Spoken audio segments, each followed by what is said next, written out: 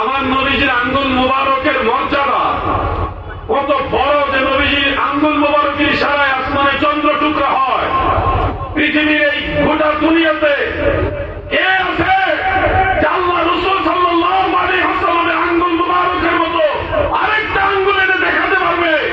আমার নবীজি বলেন, আমি দালাইলুন নবুওয়াতিল বাইহাকির মধ্যে দেখেছি, হাদিসটা উল্লেখ ইমাম বাইহাকি হযরত আয়েশা রাদিয়াল্লাহু তাআলা আনহা থেকে উল্লেখ করেছেন। আম্মা জান আয়েশা বলেন, আমার নবীজি এমন এক নবী ছিলেন যিনি দিনের বেলায় দিনের আলোতে যেমন দেখতেন রাতের গভীর অন্ধকারে আরো ভালো দেখতেন। সুবহানাল্লাহ। এমন একজন ব্যক্তি আমাকে দেখাও আল্লাহ রাসূল সাল্লাল্লাহু আলাইহি ওয়াসাল্লাম যেরকম দিনের আলোতে দেখতেন রাতের অন্ধকারে সেরকম দেখতেন, এরকম মানুষ পাওয়া যাবে? এটা আল্লাহ রাসূলের মুজিজা। আমার নবীজি তাকাইলে সামনে যেমন দেখতেন পিছনে তেমনই দেখতেন, ডানেও তেমন দেখতেন বামেও তেমন দেখতেন। আমরা যারা দেখি সামনে দেখি তাও যতটুকু যাকে ইন্ডিকেট করি তাকেই দেখি, সামনে সবকিছু আমরা ভালোভাবে দেখি না। কিন্তু আল্লাহ রাসূল বলে সামনে যেমন দেখি পিছনে তেমনই দেখি, ডানে বামে সবকিছু আল্লাহ তাআলা নবীজির সামনে জাহির করে দিয়েছে, প্রকাশ করে দিয়েছে। সুবহানাল্লাহ। আমার দাদু ভাইরা গো, এই জন্য আমার নবীজি নবীদের মধ্যেও শ্রেষ্ঠ, মানুষের মধ্যেও অতুলনীয়, বেমিসাল বেনজির বাশার। যদি আপনারা বলেন আল্লাহর নবী মানুষ, আমাদের মধ্যে মানুষ কিছু ভাইরা আছে, আমাদের মাঝে মুসলমানদের মাঝে কিছু বিপদগামী লোক আছে যারা আল্লাহ রাসূলকে আমাদের মতো সাধারণ মানুষ মনে করে। আমি সেই ভাইদেরকে বলছি, ভাই কোরআন পড়ো, কিন্তু কোরআন তুমি তোমার মতো বুঝলে হবে না। আল্লাহ রাসূল এবং সাহাবায়ে কেরাম যেভাবে কোরআন বুঝেছে আপনাকে ওইভাবে বুঝতে হবে, নিজের মতো করে কোরআন বুঝতে হবে না। যেমন কোরআনুল কারীমের একটা আয়াতে কারিমা রয়েছে সূরা কাহাফের 110 নম্বর আয়াত এবং সূরা হামিম সাজদার 6 নম্বর আয়াত।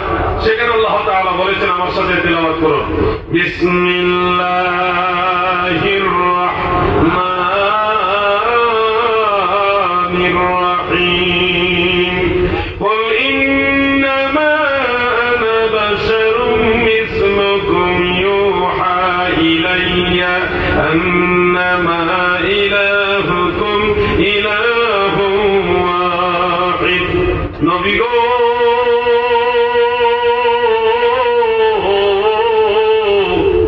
আপনি বলুন আমি তোমাদের মতোই মানুষ, আমার কাছে ওহী প্রত্যাদেশ হয়, তোমাদের প্রভু একক আল্লাহ তাআলা। এই আয়াতের উপরে নির্ভর করে কিছু ভাইয়ের আছে যারা বিপদগামী এবং জ্ঞান পাপী, তারা মনে করেন কোরআনের মধ্যে আছে নবীজি আমাদের মতোই মানুষ। সেই ভাইদেরকে বলবো, কলিজার ভাই আমার, আল্লাহর রাসূলের ব্যাপারে কথা বলতে গিয়ে হাজারবার চিন্তা করে কথা বলিল, কারণ নবীর সাথে যদি বেয়াদবি হয় তোমার দুনিয়া আখিরাত বরবাদ হয়ে যাবে। আমার ভাইরা গো, এখানে আল্লাহ তাআলা নবীজিকে মিন করে আদেশ দিয়েছেন, কুল আমরে হাজির মারুফ ওয়াহিদে মুযাক্কারের সিগা। নবী গো, শুধু আপনি বলুন আমি তোমাদের মতো মানুষ, ইন্নামা আনা বাশারুম মিসলুকুম, নিশ্চয়ই আমি তোমাদের মতো মানুষ। ইন্নামা দ্বারা ফসল করা হয়েছে খাস ভাবে। নবীজি যেন বলেন যে আমি তোমাদের মতো মানুষ। আমার বাম পাশে যিনি হুজুর বসা আছে, হুজুর যদি আজকে বলেন মুনাজাতে অথবা আলোচনাতে যদি বলেন এই দুনিয়ায় আমার মতো গুনাহগার আর কেউ নাই গো, এইভাবে যদি হুজুর বলে, বলতেই পারে যে আসমানের নিচে জমিনের উপর আমার মতো গুনাহগার আর কেউ নাই। হুজুর এটা বলবে, এটা বিনয়। কিন্তু এই কথাকে মিন করে আপনারা যদি সবাই বলেন পৃথিবীতে সবচেয়ে বড় গুনাহগার সবচেয়ে বড় খারাপ মানুষ হলো বিশ্ব হুজুর, তাহলে কি হবে? এটা হুজুর বললে হুজুরের জবানে মানা, এটা বিনয়, এটা তাওয়াদু, নম্রতা। যে কোনো বড় আলেম বললে ওনার জবান এটা মানাবে, কিন্তু সবাই যদি বলা বলি করে তখন এটা মানাবে না। যার কথা তার মুখে মানায়। হযরত আদম দোয়া করেছেন, রব্বানা যালামনা আনফুসানা ওয়া ইন লাম তাগফির লানা ওয়া তারহামনা লানাকুনান্না মিনাল খাসিরিন। হযরত আদম নবী দোয়া করেছে, রব্বানা যালামনা, ওগো আমার রব আমরা জুলুম করেছি। তো জুলুম যিনি করে তাকে কি বলা হয়? জালিম বলা হয়। এখন আদম নবী তিনি বললেন রব্বানা যালামনা, এটা আদম আলাইহিস সালামের জবানে শোভা পেয়েছে। আপনারাও যদি এখন বলেন হযরত আদম আলাইহিস সালাম জালিম ছিল, তাহলে কিন্তু ঈমানই থাকবে না। তাহলে কথাটা উনি বলেছেন সত্য, ওনার মুখেই কথাটা মানায়, আদম নবীর মুখে এটা মানায়। আপনিও যদি নিজের পক্ষ থেকে আল্লাহর উদ্দেশ্যে এটা বলেন, তাহলে আপনার মুখেও মানাবে। কিন্তু আপনি যদি আদম নবীকে জালিম বলেন, তাহলে আপনার ঈমানও যাবে, আমলও বরবাদ হয়ে যাবে। এটা হযরত আদম আলাইহিস সালামের জবানে শোভা পেয়েছে। ইউনূস নবী মাছের পেটে একটা দোয়া করেছিলেন, নিশ্চয় আপনারা এটা পড়েন, লা ইলাহা ইল্লা আনতা সুবহানাকা ইন্নী কুনতু মিনাজ জালিমিন। শেষের যে কথাটা, ইন্নী কুনতু মিনাজ জালিমিন, আল্লাহ নিশ্চয় আমি জালিমদের অন্তর্ভুক্ত হয়ে গেছে। ইউনূস নবী নিজে কি ওই জালিমদের অন্তর্ভুক্ত হয়ে গেছেন মর্মে দোয়া করলেন। এখন এই আয়াতে কারিমাকে দলিল হিসেবে উল্লেখ করে আপনারাও যদি বলেন আল্লাহর নবী ইউনূস আলাইহিস সালাম জালিম ছিলেন, বলেন তো এটা কি বলা ঠিক হবে কিনা? কোনদিনও ঠিক হবে না। বরং আমরা যদি আল্লাহর নবী কোন একজন নবীকে জালিম বলে, আমাদের ঈমান থাকবে না, ঈমান চলে যাবে। ইউনূস নবীর জবান এটা মানায়। আমরাও যদি আমাদের নিজেদের পক্ষ থেকে মহান আল্লাহ তাআলার উদ্দেশ্যে এটা বলি, তাও ঠিক আছে। কিন্তু আমরা যদি কোন নবীকে জালিম বলি, তাহলে আমাদের ঈমান থাকবে না। দাদু আল্লাহ রাসূল সাল্লাল্লাহু আলাইহি সাল্লাম বিনয় নম্রতা প্রকাশের জন্য বলেছিলেন, ইন্নামা আনা বাশারুম মিসলুকুম। এই যে আনা বাশারুম মিসলুকুমের তাফসীর করেছেন রাইসুল মুফাসসিরিন হযরত আব্দুল্লাহ ইবনে আব্বাস রাদিয়াল্লাহু তাআলা আনহুমা এবং হযরত হাসান বসরি রাহমাতুল্লাহ আলাইহি। এই দুইজনের তাফসীর উল্লেখ রয়েছে তাফসীরে খাদের এবং তাফসীরে বাগাবীর মধ্যে। তাফসীরে কাবীরের মধ্যেও সূরা হামিম সাজদায়ের 110 নম্বর আয়াতের তাফসীর, আর সূরা কাহাফের 110 নম্বর আয়াতের তাফসীর, আর সূরা হামিম সাজদায়ের 6 নম্বর আয়াতের তাফসীরের মধ্যে উল্লেখ যে আল্লাহ রাসূল বলেছিলেন আনা বাশারুম মিসলুকুম। এটা ছিল লিতাওয়াদু, বিনয়ের জন্য, নম্রতা প্রকাশের জন্য। হাকিকতার নবীজি আমাদের মতোই বা আমরা নবীর মতোই, ওটা বোঝানোর জন্য নয়। হাকিকতার আল্লাহ রাসূল সাল্লাল্লাহু আলাইহি সাল্লাম কি, সেটা অবস্থা নবীজি নিজেই বলেছেন যে লাস্তু কাহাদিকুম। অন্য হাদিসে আছে লাস্তু কাহাদি মিনকুম। কোন কোন হাদিসে বুখারী মুসলিম আছে আইয়ুকুম মিসলি। সুবহানাল্লাহ। আল্লাহ হাবিব বলেন, আমি তোমাদের মতো নই। তোমরা কে আছো আমার মতো? আমি তোমাদের মতো হতে কারো মতো নই। বারবার বারবার আল্লাহ রাসূল এই কথাগুলি বলে গেছেন। আমি আপনাদেরকে আরেকটা কথা জিজ্ঞাসা করি, গতকাল বলেছিলাম, আজকে বলে দিচ্ছি। রাসূল সাল্লাল্লাহু আলাইহি সাল্লাম সম্পর্কে আমাদের আকীদা, তিনি বেমিসাল বেনজির ভাষা, নবীজির বাশারিয়াতকে আমরা অস্বীকার করি না। বরং আকায়েদের কিতাবে নবীজির বাশারিয়াতের কথা স্পষ্ট উল্লেখ রয়েছে। যে কোনো আকায়েদের কিতাব এটা পাবেন, ফতোয়া আলমগীর সহ অনেক ফতোয়ার কিতাব এটা আছে। নবীজির বাশারিয়াতকে আমরা অস্বীকার করি না, কিন্তু আমরা নবী করিম সাল্লাল্লাহু আলাইহি ওয়াসাল্লামের বাশারিয়াতকে আমাদের মতোই মনে করি না। তিনি বেমিসাল বেনজির এবং আল্লাহর নূর। সুবহানাল্লাহ। বন্ধুরা বলবেন কোরআনে আছে নবীজি বাশার, হাল কুনতু ইল্লা বাশারার রাসূলা ইন্নামা আনা বাশারুম মিসলুকুম। তা সত্ত্বেও কেন নবীজিকে আমাদের মতো মানুষ বলি না? বলেন না। আমি তখন বলবো, ভাই অনেক সত্য কথা বারবার বললে এটা আদবের মধ্যে পড়ে না, এটা বারবার বলা উচিত না। তার উদাহরণ হিসেবে আমি বলবো, আপনাদের মা আছে কিনা? মা আমাদের বোঝা যায় মা নাই। বাড়িতে গিয়ে যদি বলেন মা দরজা খুলেন আমি আসছি, মা নিশ্চয়ই দরজা খুলে দিবে, খাবার চেলে খাবার দিবে, যেটা সহযোগিতা যাবে মা সহযোগিতা করবে। কিন্তু আপনি মাকে যদি মা না বলে একটু ঘোরায় বলেন আব্বার স্ত্রী, আব্বার স্ত্রী দরজা খুলেন, বলেন মা কি খুশি হবে? কথা তো ভুল না। আপনার মা আপনার আব্বার স্ত্রীর কথা ঠিক, কিন্তু আপনার জবানে এইভাবে বললে এটা মা ভালোভাবে নিবে না, এটা আদবের মধ্যে নিবে না। মাকে মা বললেই মা খুশি হবে, কথা ঠিক আছে না ভাই? অথবা ধরেন আপনাদের এলাকায় মায়ের আপন ভাইকে কি বলে? কি বলে? মামা। মামাকে যদি মামা বলে রাখেন, মামা বড় খুশি হবে। কিন্তু যদি একটু ঘোরায় বলেন আব্বার শালা ভাত খাইতে আসেন, বলুন তো মামা খুশি খুশি হবে কিনা? কথা কিন্তু ভুল না, কথা ঠিক, কিন্তু ভাগিনের মুখে এই কথা মানায় না। শোনো হে আসামের মুসলমান, মন দিয়া শোনো, এমন অনেক জিনিস আছে, এমন অনেক কথা আছে যেগুলি সরাসরি বললে, বারবার বললে এটা মানায় না বা এটা আদবের মধ্যে পড়ে না।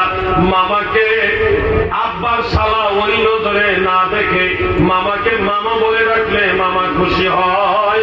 মাকে আব্বার স্ত্রী ওইভাবে সম্বোধন না করে মাকে ডাইরেক্ট মা বলে রাখলে মা খুশি হয়। আল্লাহর নবী তোমার আমার মতো মানুষ এই নজরে না দেখে আল্লাহর নবীর নজরে দেখলে আল্লাহর নবী খুশি হয়। নবীজিকে নবীর নজরে দেখতে হবে, আল্লাহ রসুলকে আল্লাহ রসুলের নজরে দেখতে হবে। এই জন্য সাহাবায়ে কেরাম বলতেন, ক্বালু লাসনা কাহায়াতিকা ইয়া রাসূলুল্লাহ, নবী গো আমরা কোন সাহাবী আপনার মতো না। সুবহানাল্লাহ। এই জন্য নবীজিকে আমাদের মতো বলা যাবে না। বলুন, আমাদের মতো নবীজিকে বলা যাবে না। তিনি বেমিসাল, বেনজির, অতুলনীয়, সকল তুলনার ঊর্ধ্বে। হযরত আদম থেকে ঈসা পর্যন্ত যত নবী রাসূল এসেছে, কোন নবী এবং রাসূল আমাদের নবীর সমান না। সুবহানাল্লাহ। রাখতে হবে সর্বশেষ যে মানুষটা মারা যাবে সে বিচার দিবস কায়েম হওয়ার আগ পর্যন্ত সর্বনিম্ন 40,000 বছর কবরে থাকবে। আগে যারা মারা গেছে তারা তো এখনো কবরে, আমরা মারা যাওয়ার পরে কিয়ামতের আগে তো কবরে থাকবোই। কত 100 বছর থাকবো, কত 1000 বছর থাকবো তার তো কোনো হিসাব নাই। কিয়ামত হওয়ার পরেও থাকবো 40,000 বছর। এরপরে বিচার দিবস কায়েম হবে। বিচার দিবস একদিন, যেটা পৃথিবীর দিনের হিসাবে 50,000 বছরের সমান। এই বিচার দিবসে যদি আপনার কর্মফল ভালো হয়, আল্লাহ এবং আল্লাহ রসুলের দয়ার নজর হয়, তাহলে আপনি হয় জান্নাতি হবেন। আর যদি আল্লাহ এবং আল্লাহ রসুলের দরবারে আপনি ওরকম কল্যাণকামী না হন, ডান হাতে আমল নামা না পান, যদি কর্মফল ভালো না হয়, তাহলে আপনার ঠিকানা হবে জাহান্নাম। এই কথাগুলি আপনাদেরকে মনে রাখতে হবে। পৃথিবীর বহু মানুষ এসেছে, চলে গেছে।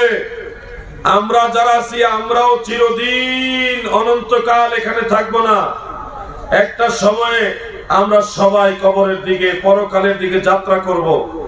মায়ের গর্ভে একটা সন্তান আসার আগে সেই সন্তান বাবার শরীরের মধ্যে থাকে। বাবার শরীরের ভিতরে সন্তান থাকাকালীন সেই সন্তান জানে না কোন মায়ের গর্ভে সে যাবে, কিন্তু আল্লাহ তাআলা নির্দিষ্ট মায়ের গর্ভে তাকে পাঠায়। মায়ের গর্ভে সন্তান আসার পরে সেই সন্তান জানে না পরবর্তী ধাপে সে পৃথিবীতে আসতে যাচ্ছে, কিন্তু আল্লাহ তাআলা যথা সময়ে তাকে পৃথিবীতে পাঠায়।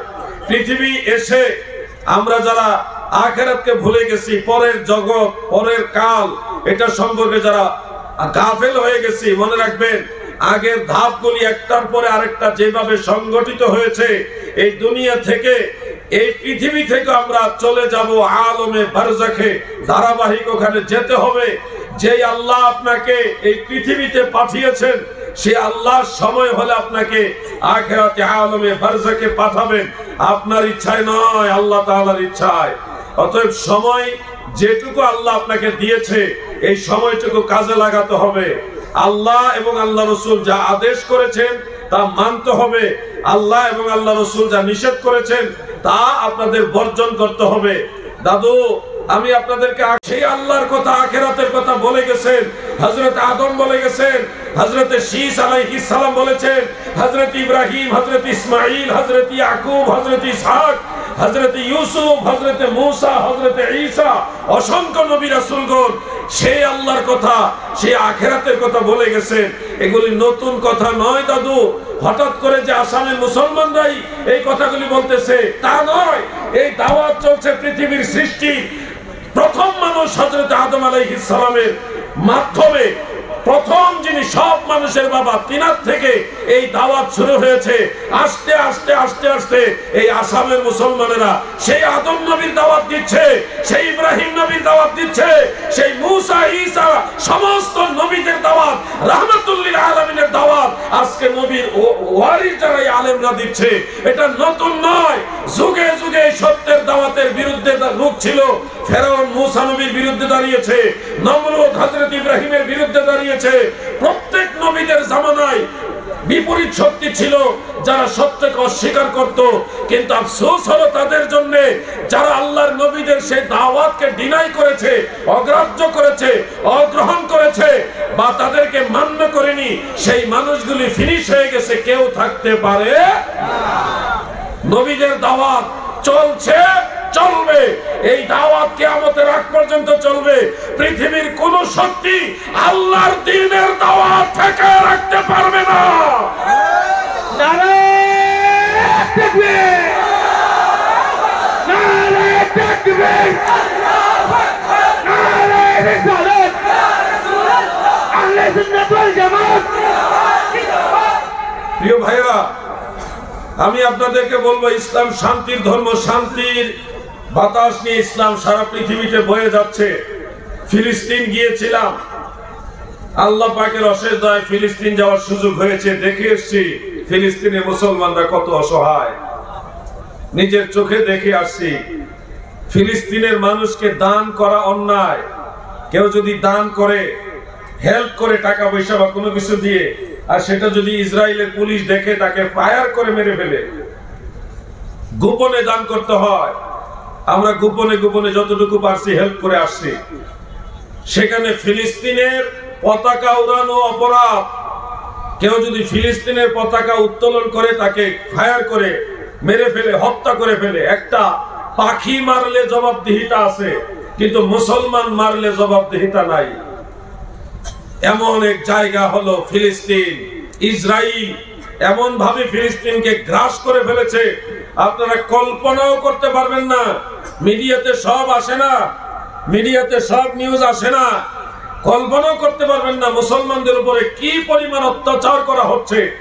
আমি বাংলার মানুষ, আমি বাংলাদেশ থেকে সেটুকু বলতে পারি, আমাদের দেশেও অন্য ধর্মের মানুষ আছে, কিন্তু আমরা অন্য ধর্মের মানুষদেরকে আমানত মনে করে তাদেরকে সেভ করি, তাদেরকে ভালোবাসা দেই।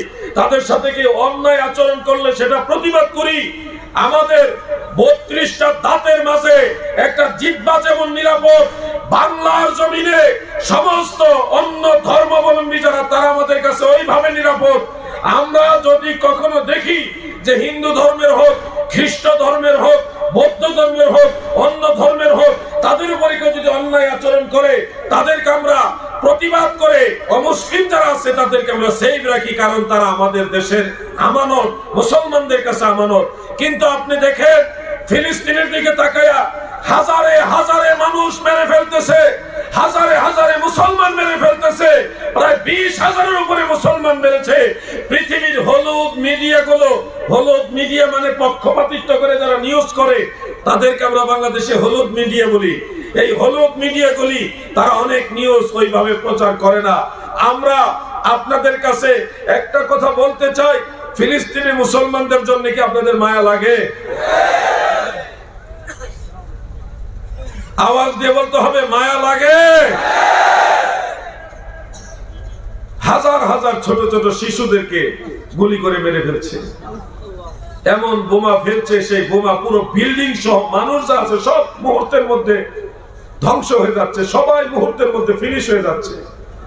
বাইতুল মুকাদ্দাস 50 বছরের বয়সের কম যারা, তারা মসজিদুল আকসার মধ্যে ঢুকতে পারে না।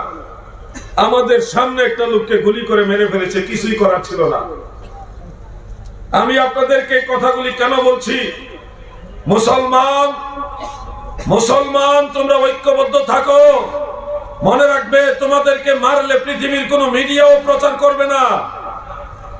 আর যদি তোমরা কামরা কামড়ি করো, সামান্য একটা বিষয় যদি এদিক সেদিক হয়, সারা পৃথিবীর মিডিয়া এটাকে ফোকাস করে দিবে, অমুক হুজুর এই কাজ করেছে।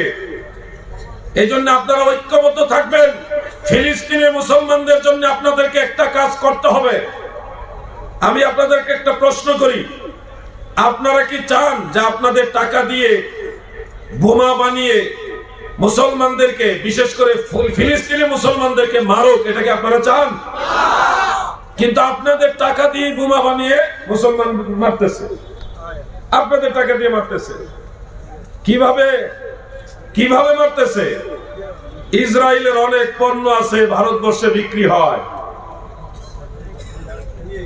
ইসরায়েলের অনেক পণ্য আছে ভারতবর্ষে বিক্রি হয়।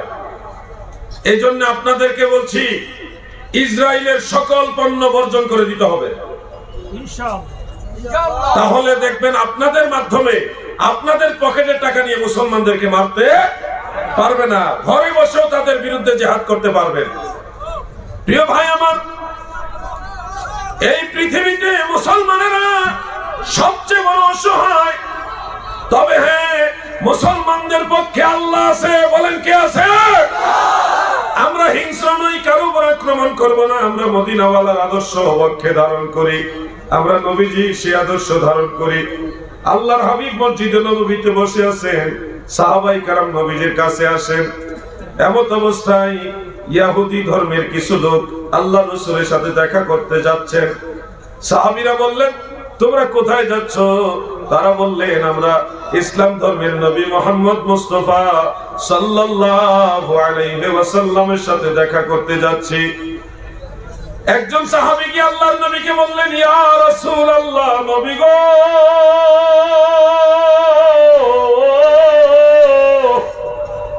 ওগো আল্লাহর নবী, কিছু লোক আপনার সাথে দেখা করতে আসছে, আমরা তাদেরকে কি আপনার কাছে নিয়ে আসবো নাকি পাহাড়ের পাদদেশে ছায়া পড়েছে সেই ছায়ার মধ্যে বসতে দিব? আল্লাহর নবী বললেন, ওই ছায়ার মধ্যে বসতে দিও না, আরো কাছে নিয়ে আসো। সাহাবীরা বললেন, ইয়া রাসূলুল্লাহ, মসজিদ নববীর পাশে কিছু খেজুর গাছ আছে, ওই খেজুর বাগানে ছায়া আছে, ওখানে বসতে দিব নাকি? নবীজি বললেন, না, ওখানেও বসতে দিও না। ইয়া রাসূলুল্লাহ, আপনি বলেন কোথায় নিয়ে আসবো? আল্লাহর রাসূল বললেন, তাদেরকে আমি রাসূলুল্লাহর কাছে মসজিদে নববীর ভিতরে নিয়ে আসো। আমার নবীজি কোনো হিংসা নিয়ে আসে নাই।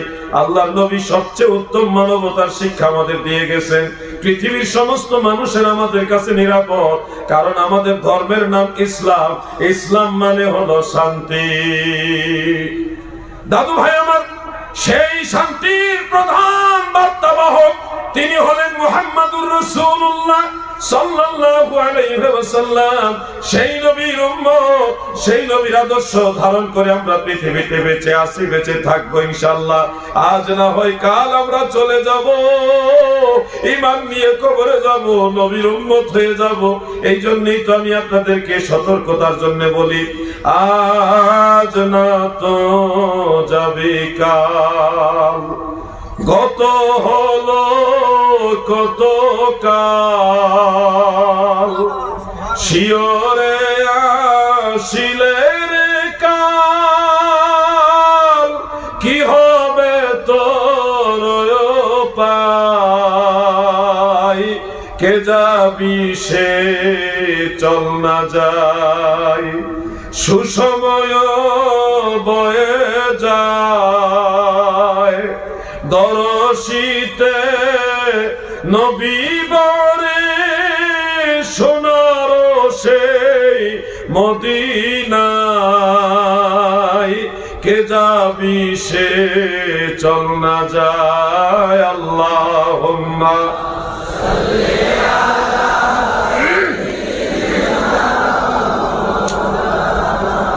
মুহাম্মদ ওয়া আলা আলি।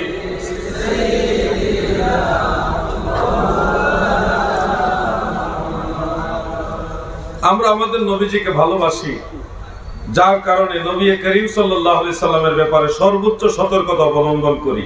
নবীজির সম্মান তাজিমের বিষয়টা গুরুত্ব দেই। বুখারী শরীফের মধ্যে একটা riwayat উল্লেখ রয়েছে, একজন বলছে যে আমি কিসরা কায়সার গিয়েছি, পৃথিবীর অনেক রাজা বাদশার দরবারে গিয়েছি, কিন্তু আল্লাহ রাসূল হযরতে মুহাম্মদ মুস্তাফা সাল্লাল্লাহু আলাইহি ওয়াসাল্লামের দরবারে তার অনুসারীরা যেইভাবে তাজিম প্রদর্শন করে, সম্মান প্রদর্শন করে, এইভাবে তাজিম সম্মান প্রদর্শন করতে আমি পৃথিবীর কোন রাজা বাদশার দরবারে দেখিনি। সুবহানাল্লাহ বলেন।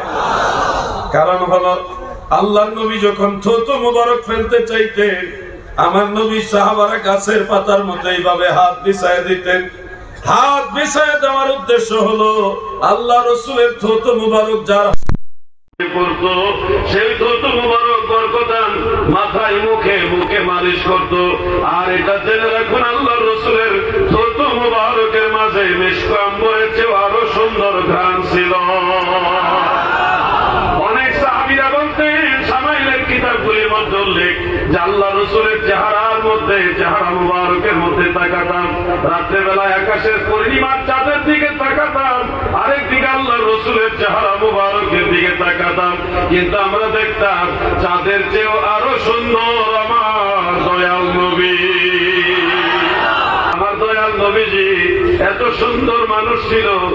হযরত ইউসুফ আলাইহিস সালামকে আল্লাহ তাআলা যত সৌন্দর্য দিয়েছেন, আম্মা জান আয়েশা সিদ্দিকা রাদিয়াল্লাহু তাআলা আনহা বলেন, ইউসুফ নবীকে দেখে মিশরের রমণীরা সৌন্দর্যে মুগ্ধ হয়ে সৌন্দর্যের দিকে তাকাইয়া লেবুকে কাটতে গিয়ে আঙ্গুল কেটে ফেলেছে। তারা যদি আমার দয়াল নবীর সৌন্দর্য দেখত, কলিজা কেটে ফেলতো, টের পাইত না। আল্লাহর হাবিব এত সুন্দর নবী, যার চেহারা মুবারকের দিকে তাকাইয়া কাফের মুশরিকরাও নিস্তব্ধ হয়ে তাকায় থাকতেন আর বলতেন, এই লোকটা কে গো, তিনি এত সুন্দর কেন গো? এই জন্য আপনাদের বলবো, আল্লাহর রাসূলের ঠোঁট মুবারক, জিহ্বা মুবারক, নাক মুবারক, চোখ মুবারক, হাত মুবারক, এগুলি দেখতে যদি আমাদের মতো, কিন্তু আল্লাহর হাবিবের সব কিছু, আল্লাহর হাবিবের জিসম মুবারকের সব কিছু হলো মুজিজা। নবীজির আঙ্গুল মুবারক দ্বারা ইশারা করলে আসমানের চন্দ্র টুকরা হয়ে যায়। আমার নবীজির আঙ্গুল মুবারক, আবু জাহাল নবীজির কাছে এসে বললেন, হে ভাতিজা, প্রতিবেশী হিসেবে ভাইস্তা, বললেন আমার হাতের ভিতরে কি আছে বলতে পারবে? নবীজি বললেন, আমি আপনার হাতের ভিতরে কি আছে যদি বলে দেই তাহলে কি হবে? আবু জাহাল বলল যে, তাহলে আমি তোমার নবুয়ত স্বীকৃতি দিব, তোমাকে নবী হিসেবে মানব। নারায়ে তাকবীর, নারায়ে রিসালাত, আহলে সুন্নাত ওয়াল জামাত, পীর হুজুরের আগমন, নারায়ে তাকবীর, নারায়ে রিসালাত। এটা চেয়ার দেন।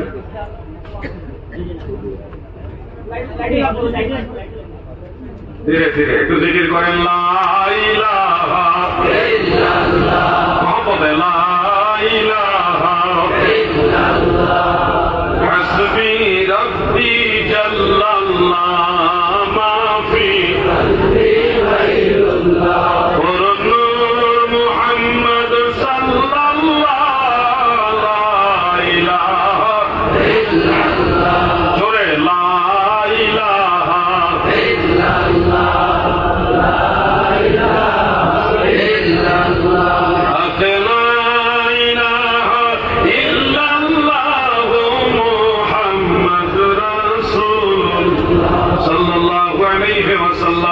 আবু জাহালের হাতের ভিতরে কিছু খেজুরের বীজ হাতের ভিতরে নিয়ে এসে বলতেছে, বলো তো আমার হাতের ভিতরে কি? আল্লাহ রাসূল বলে, যদি বলি তাহলে কি হবে? যে তুমি বলতে পারলে আমি তোমাকে নবী হিসেবে মানবো। আল্লাহ রাসূল সাল্লাল্লাহু আলাইহি সাল্লাম বললেন, হে আবু জাহাল, আমি বলবো যে হাতের ভিতরে কি আছে, নাকি আপনার হাতের ভিতরে যা আছে সেগুলি বলে দিবে আমি আল্লাহ রাসূল, কোনটা আপনি চান? আবু জাহাল ধরে নিল খেজুরের বীজ, আর খেজুর তো কখনই কথা বলবে না, এটা তো অসম্ভব। তখন তিনি বলে, ঠিক আছে, আমার হাতের ভিতরে যেগুলো আছে এগুলি যদি বলে তুমি আল্লাহর নবী তাহলে মানবো। এখন আবু জাহালের হাতের ভিতর থেকে কালেমার আওয়াজ আসতেছে, আশহাদু আল্লা ইলাহা ইল্লাল্লাহ ওয়া আশহাদু আন্না মুহাম্মাদান আবদুহু ওয়া রাসূলুহু। কালেমার আওয়াজ হাতের ভিতর থেকে আসে। আবু জাহেল এইগুলি হাত থেকে ঝেড়ে ফেলে দিয়ে বলতেছে, মুহাম্মদের জাদু আমার হাতের ভিতরে গিয়ে ঢুকে গেছে। নাউযুবিল্লাহ। আল্লাহর হাবিব রাহমাতুল লিল আলামিন বললেন, আপনি তো শিক্ষা আবু জাহেল তখন শর্ত দিল, আকাশের চন্দ্র যদি 2 টুকরা করে দিতে পারো তাহলে বিশ্বাস করবো তুমি আল্লাহর নবী। সেই জাবালে আবু কুবাইস পর্বতের মধ্যে সাফা পাহাড়ের পাশে জাবালে আবু কুবাইস, সেই পাহাড়ের উপরে আমার দয়াল নবী উঠলেন, আকাশের দিকে চন্দ্রকে ইঙ্গিত করে বললেন, চন্দ্র রে, আল্লাহর হুকুমে 2 টুকরা হয়ে যাও। আল্লাহ রসুলের আঙ্গুল মুবারকের ইশারায় আকাশের চন্দ্র যখন 2 টুকরা হয়ে গেল, আবু জাহাল তখন বলল, মুহাম্মদের জাদুর কত পাহাড়, কত পাওয়ার, যে আকাশের চাঁদের মধ্যে গিয়ে জাদু লেগে গেছে। নাউজুবিল্লাহ বলেন। আমার নবীজির আঙ্গুল মুবারকের মর্যাদা কত বড়, যে নবীজির আঙ্গুল মুবারকের ইশারায় আসমানে চন্দ্র টুকরা হয়।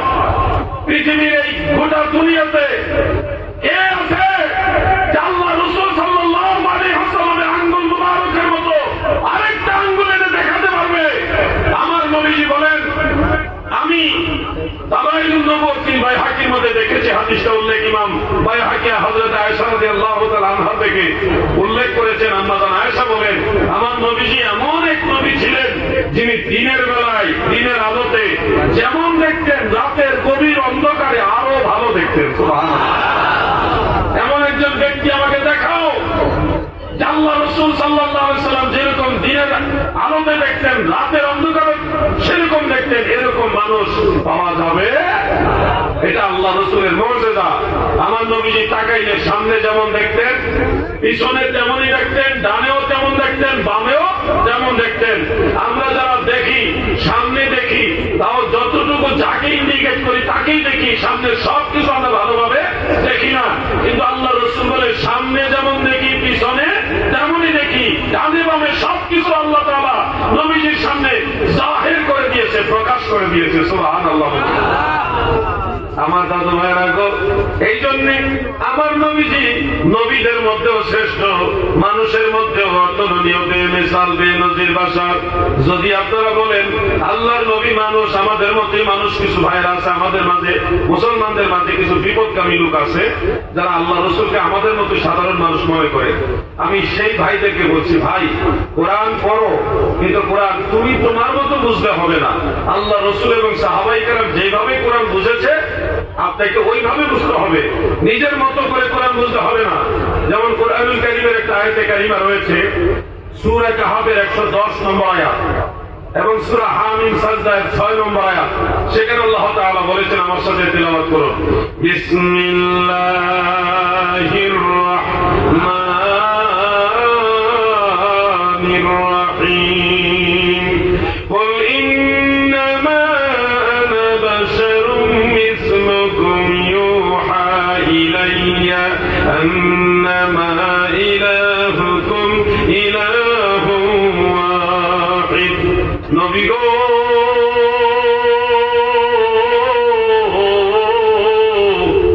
আপনি বলুন, আমি তোমাদের মতোই মানুষ, আমার কাছে ওহী প্রত্যাদেশ হয়, তোমাদের প্রভু একক আল্লাহ তাআলা। এই আয়াতের উপরে নির্ভর করে কিছু ভাইরা আছে যারা বিপদগামী এবং জ্ঞান পাপী, তারা মনে করেন কোরআনের মধ্যে আছে নবীজি আমাদের মতোই মানুষ। সেই ভাইদেরকে বলবো, কলিজার ভাই আমার, আল্লাহর রাসূলের ব্যাপারে কথা বলতে গিয়ে হাজারবার চিন্তা করে কথা বইল, কারণ নবীর সাথে যদি বেয়াদবি হয় তোমার দুনিয়া আখিরাত বরবাদ হয়ে যাবে। আমার ভাইরা গো, এখানে আল্লাহ তাআলা নবীজিকে মিন করে আদেশ দিয়েছেন, কুল আমরে হাজির মারুফ ওয়াহিদে মুযাক্কারের সিগা। নবী গো, শুধু আপনি বলুন, আমি তোমাদের মতো মানুষ, ইন্নামা আনা বাশারুম মিসলুকুম, নিশ্চয়ই আমি তোমাদের মতো মানুষ। ইন্নামা দ্বারা ফসল করা হয়েছে খাস ভাবে। নবীজি যেন বলেন যে আমি তোমাদের মতো মানুষ। আমার বাম পাশে যিনি হুজুর বসা আছে, হুজুর যদি আজকে বলেন মুনাজাতে অথবা আলোচনাতে, যদি বলেন এই দুনিয়ায় আমার মতো গুনাহগার আর কেউ নাই গো, এইভাবে যদি হুজুর বলে, বলতেই পারে, বলতেই পারে যে আসমানের নিচে জমিনের উপর আমার মতো গুনাহগার আর কেউ নাই, হুজুর এটা বলবো, এটা বিনয়। কিন্তু এই কথাকে মিন করে আপনারা যদি সবাই বলেন পৃথিবীতে সবচেয়ে বড় গুনাহগার, সবচেয়ে বড় খারাপ মানুষ হলো বিশ্ব হুজুর, তাহলে কি হবে? এটা হুজুর বললে হুজুরের জবানে মানা, এটা বিনয়, এটা তাওয়াজু, নম্রতা। যে কোনো বড় আলেম বললে ওনার জবান এটা মানাবে, কিন্তু সবাই যদি বলা বলি করে তখন এটা মানাবে না। যার কথা তার মুখে মানায়। হযরত আদম দোয়া করেছেন, রব্বানা যালামনা আনফুসানা ওয়া ইন লাম তাগফির লানা ওয়া তারহামনা লানাকুনান্না মিনাল খাসিরিন। হযরত আদম নবী দোয়া করেছে, রব্বানা যালামনা, ওগো আমার রব আমরা জুলুম করেছি। তো জুলুম যিনি করে তাকে কি বলা হয়? জালিম বলা হয়। এখন আদম নবী তিনি বললেন রব্বানা যালামনা, এটা আদম আলাইহিস সালামের জবানে শোভা পেয়েছে। আপনারাও যদি এখন বলেন হযরত আদম আলাইহিস সালাম জালিম ছিল, তাহলে কিন্তু ঈমানই থাকবে না। তাহলে কথাটা উনি বলেছেন সত্য, ওনার মুখেই কথাটা মানায়, আদম নবীর মুখে এটা মানায়। আপনিও যদি নিজের পক্ষ থেকে আল্লাহর উদ্দেশ্যে এটা বলেন, তাহলে আপনার মুখেও মানাবে। কিন্তু আপনি যদি আদম নবীকে জালিম বলেন, তাহলে আপনার ঈমানও যাবে, আমলও বরবাদ হয়ে যাবে। এটা হযরত আদম আলাইহিস সালামের জবানে শোভা পেয়েছে। ইউনূস নবী মাছের পেটে একটা দোয়া করেছিলেন, নিশ্চয় আপনারা এটা পড়েন, লা ইলাহা ইল্লা আনতা সুবহানাকা ইন্নী কুনতু মিনাজ জালিমিন। শেষের যে কথাটা, ইন্নী কুনতু মিনাজ জালিমিন, আল্লাহ নিশ্চয় আমি জালিমদের অন্তর্ভুক্ত হয়ে গেছে। ইউনূস নবী নিজেকেই ওই জালিমদের অন্তর্ভুক্ত হয়ে গেছেন মর্মে দোয়া করলেন। এখন এই আয়াতে কারিমাকে দলিল হিসেবে উল্লেখ করে আপনারাও যদি বলেন আল্লাহর নবী ইউনূস আলাইহিস সালাম জালিম ছিলেন, বলেন তো এটা কি বলা ঠিক হবে কিনা? কোনদিনও ঠিক হবে না। বরং আমরা যদি আল্লাহর নবী কোন একজন নবীকে জালিম বলে, আমাদের ঈমান থাকবে না, ঈমান চলে যাবে। ইউনূস নবীর জবান এটা মানায়। আমরাও যদি আমাদের নিজেদের পক্ষ থেকে মহান আল্লাহ তাআলার উদ্দেশ্যে সেটা বলি, তাও ঠিক আছে। কিন্তু আমরা যদি কোন নবীকে জালিম বলি, তাহলে আমাদের ঈমান থাকবে না। দাদু আল্লাহ রাসূল সাল্লাল্লাহু আলাইহি সাল্লাম বিনয় নম্রতা প্রকাশের জন্য বলেছিলেন, ইন্নামা আনা বাশারুম মিসলুকুম। এই যে আনা বাশারুম মিসলুকুমের তাফসীর করেছেন রাইসুল মুফাসসিরিন হযরত আব্দুল্লাহ ইবনে আব্বাস রাদিয়াল্লাহু তাআলা আনহুমা এবং হযরত হাসান বসরি রাহমাতুল্লাহ আলাইহি। এই দুইজনের তাফসীর উল্লেখ করেছে তাফসীরে খাজের এবং তাফসীরে বাগাবীর মধ্যে। তাফসীরে কাবীরের মধ্যেও সূরা হামিম সাজদায়ের 110 নম্বর আয়াতের তাফসীর, আর সূরা কাহফের 110 নম্বর আয়াতের তাফসীর, আর সূরা হামিম সাজদায়ের 6 নম্বর আয়াতের তাফসীরের মধ্যে উল্লেখ যে আল্লাহ রাসূল বলেছিলেন আনা বাশারুম মিসলুকুম। এটা ছিল লিতাওয়াদু, বিনয়ের জন্য, নম্রতা প্রকাশের জন্য। হাকিকতার নবীজি আমাদের মতোই বা আমরা নবীর মতোই, ওটা বোঝানোর জন্য নয়। হাকিকতার আল্লাহ রাসূল সাল্লাল্লাহু আলাইহি সাল্লাম কি, সেটা অবস্থা নবীজি নিজেই বলেছেন যে লাস্তু কাহাদিকুম। অন্য হাদিসে আছে লাস্তু কাহাদি মিনকুম। কোন কোন হাদিসে বুখারী মুসলিম আছে আইয়ুকুম মিসলি। সুবহানাল্লাহ। আল্লাহ হাবিব বলেন, আমি তোমাদের মতো নই। তোমরা কে আছো আমার মতো? আমি তোমাদের মতো হতে কারো মতো নই। বারবার বারবার আল্লাহ রাসূল এই কথাগুলি বলে গেছেন। আমি আপনাদেরকে আরেকটা কথা জিজ্ঞাসা করি, গতকাল বলেছিলাম, আজকে বলে দিচ্ছি। রাসূল সাল্লাল্লাহু আলাইহি সাল্লাম সম্পর্কে আমাদের আকীদা, তিনি বেমিসাল বেনজির ভাষা, নবীজির বাশারিয়াতকে আমরা অস্বীকার করি না। বরং আকায়েদের কিতাবে নবীজির বাশারিয়াতের কথা স্পষ্ট উল্লেখ রয়েছে। যে কোনো আকায়েদের কিতাব এটা পাবেন, ফতোয়া আলমগীরি সহ অনেক ফতোয়ার কিতাব এটা আছে। নবীজির বাশারিয়াতকে আমরা অস্বীকার করি না, কিন্তু আমরা নবী করিম সাল্লাল্লাহু আলাইহি ওয়াসাল্লামের বাশারিয়াতকে আমাদের মতোই মনে করি না। তিনি বেমিসাল বেনজির এবং আল্লাহর নূর। সুবহানাল্লাহ। বন্ধুরা বলবেন কোরআনে আছে নবীজি বাশার, হাল কুনতু ইল্লা বাশারার রাসূলা ইন্নামা আনা বাশারুম মিসলুকুম। তা সত্ত্বেও কেন নবীজিকে আমাদের মতো মানুষ বলি না? বলেন না।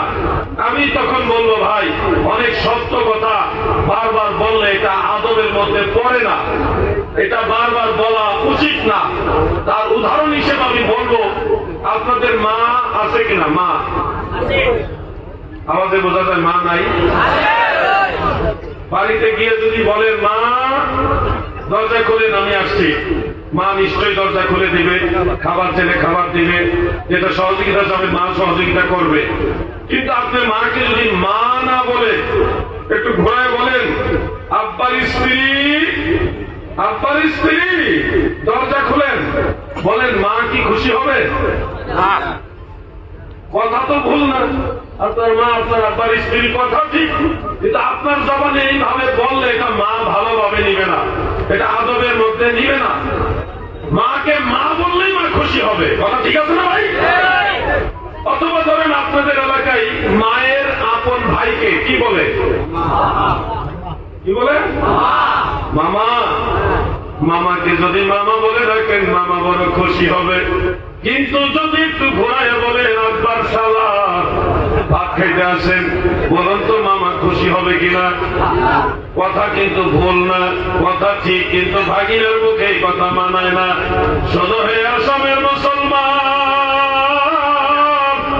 মন দিয়া শোনো, এমন অনেক জিনিস আছে, এমন অনেক কথা আছে যেগুলি সরাসরি বললে, বারবার বললে এটা মানায় না বা এটা আদবের মধ্যে পড়ে না। মামাকে আব্বার শালা ওই নজরে না দেখে মামাকে মামা বলে রাখলে মামা খুশি হয়। মাকে আব্বার স্ত্রী ওইভাবে সম্বোধন না করে মাকে ডাইরেক্ট মা বলে রাখলে মা খুশি হয়। আল্লাহর নবী তোমার আমার মতো মানুষ এই নজরে না দেখে আল্লাহর নবীর নজরে দেখলে আল্লাহর নবী খুশি হয়। নবীজিকে নবীর নজরে দেখতে হবে, আল্লাহ রসুলকে আল্লাহ রসুলের নজরে দেখতে হবে। এই জন্য সাহাবায়ে কেরাম বলতেন ক্বালু লাসনা কাহায়াতিকা ইয়া রাসূলুল্লাহ, নবী গো আমরা কোন সাহাবী আপনার মতো না। সুবহানাল্লাহ। এই জন্য নবীজিকে আমাদের মতো বলা যাবে না। বলুন আমাদের মতো নবীজিকে বলা যাবে না। তিনি বেমিসাল, বেনজির, অতুলনীয়, সকল তুলনার ঊর্ধ্বে। হযরত আদম থেকে ঈসা পর্যন্ত যত নবী রাসূল এসেছে, কোন নবী এবং রাসূল আমাদের নবীর সমান না। সুবহানাল্লাহ। যারা বলবেন তাকবীর, নারে রিসালাত, আহলে সুন্নাত ওয়াল জামাত, যারা বলবেন যে নবীজি আপনার মতো মানুষ বা আপনি নবীর মতো মানুষ, আপনার ইমানের মধ্যে খাতরা হবে,